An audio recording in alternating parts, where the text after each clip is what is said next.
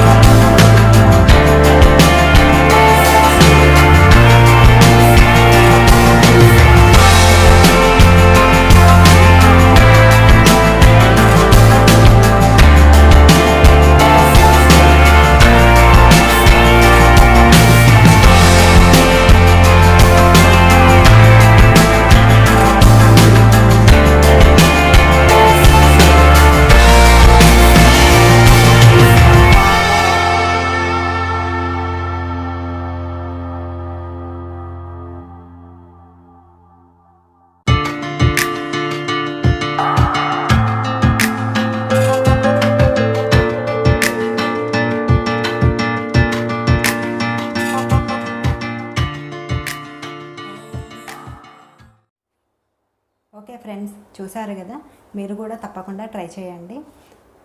ఒకవేళ మీకు నా వీడియో నచ్చినట్టయితే లైక్ చేయండి, షేర్ చేయండి, సబ్స్క్రైబ్ చేయండి. నేను ఇంకొక వీడియోతో మీ ముందుంటాను. అప్పటి వరకు